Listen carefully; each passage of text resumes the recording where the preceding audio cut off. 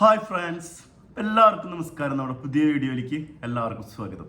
അപ്പോൾ ഇന്നലെ second show Lulu PVR എന്നാണ് നമ്മൾ ഉള്ളൊഴുക്ക് മൂവി കാണുന്നത്. ക്രിസ്റ്റോ ടോമി സംവിധാനം ചെയ്ത ഉള്ളൊഴുക്ക് പടം നമ്മൾ ഒരുപാട് നാളായിട്ട് വെയിറ്റ് ചെയ്യുന്ന മൂവിയാണ്. രണ്ട് കാര്യങ്ങൾ വെച്ച്, ഒന്ന് ഉർവശി, രണ്ട് പാർവതി. മൂന്നാമതൊരു കാര്യം കൂടി ഉണ്ട്. ഇതിൻ്റെ ഡയറക്ടർ തന്നെ ക്രിസ്റ്റോ ടോമിയുടെ ഷോർട്ട് ഫിലിമൊക്കെ നമ്മൾ കണ്ടിട്ടുണ്ട്.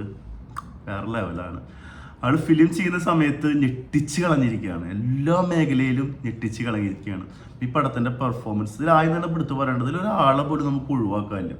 ഓൾ ക്രൂ പെർഫോമൻസ്, അതുപോലെ തന്നെ art team, VFS, BGM, technically എല്ലാവരും, ഈവൻ വെള്ളത്തിലുള്ള ഓരോ സീനുകളൊക്കെ ഉണ്ട്. സെറ്റ് ഇട്ട ആൾക്കാരായാലും അവരെല്ലാവരും അതിഗംഭീരമാണ്. കുട്ടനാടിൻ്റെ ഭംഗിയുണ്ടല്ലോ അതിന് ഒപ്പിയെടുത്തുള്ളത്, അത് അതിഗംഭീരമായിട്ട് ചെയ്തിട്ടുണ്ട്. അതിലെ BGM, ഈ മഴ പെയ്യുമ്പോഴുള്ള സമയത്തുള്ള BGM ഒക്കെ, ഒരു മരണം നടക്കുമ്പോൾ വരുന്ന സമയം, പിന്നെ ഓരോരുത്തർ വരുമ്പോഴുള്ള ഓരോ സീനിലുള്ള അവർക്ക് കൊടുത്തിട്ടുള്ള BGM ഒക്കെ വളരെ രസമായിട്ടുണ്ട്. എന്താ പറയുക, വേറെ ഫീൽ സാധനമാണ്. ഒരു രക്ഷയില്ലാത്ത BGM ആണ്. ക്യാമറയൊക്കെ ഉണ്ടല്ലോ ശരിക്ക്.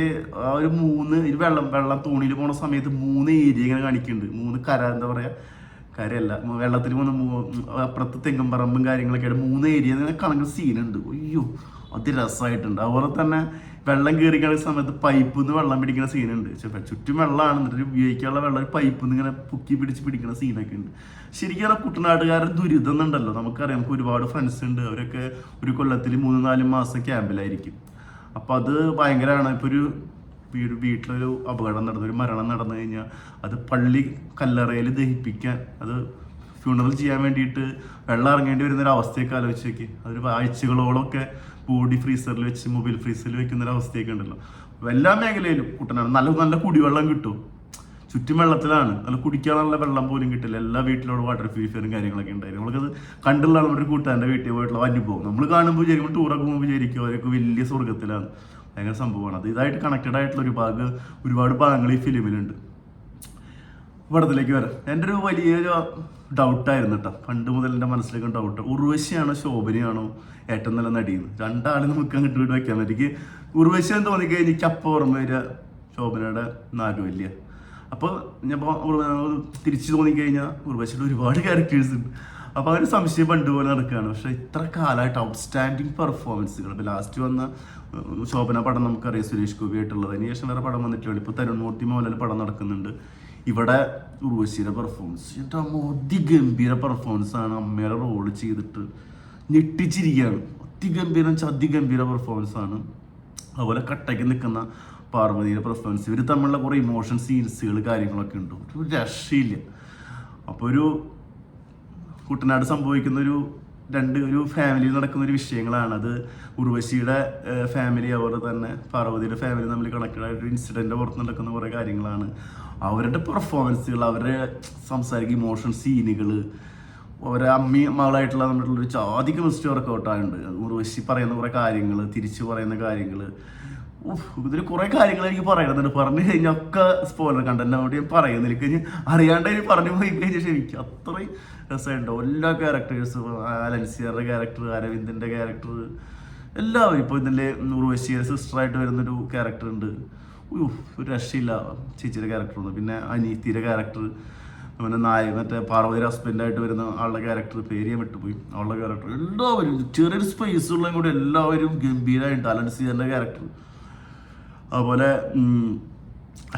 പാർവതിയുടെ അമ്മയായിട്ട് അഭിനയിക്കുന്ന മലയും കുഞ്ഞിലൊക്കെയുള്ള ആ ചേച്ചിയുടെ ക്യാരക്ടർ, എല്ലാവർക്കും നല്ല സ്പേസ് കൊടുത്തിട്ട് അതിന് ഇമ്പോർട്ടൻസ് കൊടുത്തിട്ടുള്ള ക്യാരക്ടറാണ്.